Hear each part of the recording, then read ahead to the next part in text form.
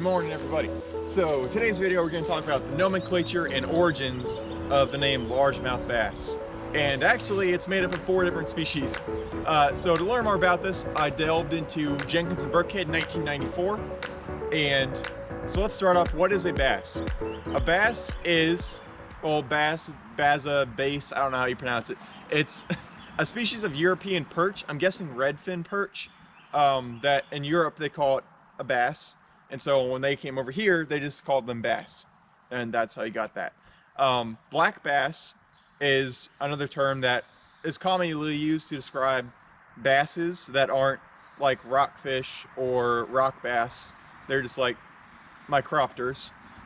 So a black bass, that word stems from tautog in New England.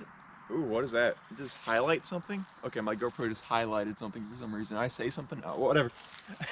A black bass is basically a tautog, and I guess they look similar to tautogs. People started calling them black bass. Now, let's delve in more to the scientific name.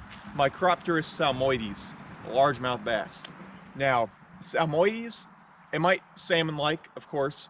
Now, why would this be called salmon-like? Well, salmon-like because in South Carolina, largemouth bass were referred to as trout or lake trout because they looked like trout vaguely and swam in lakes, so they're lake trout. So that's where that word came from, salmoides.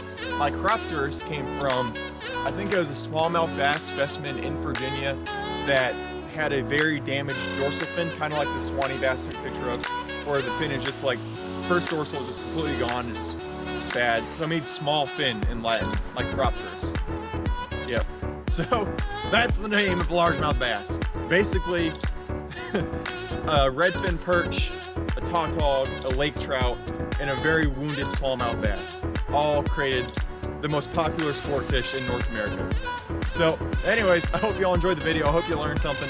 That's it for today. Thank you for watching. Catch you next time.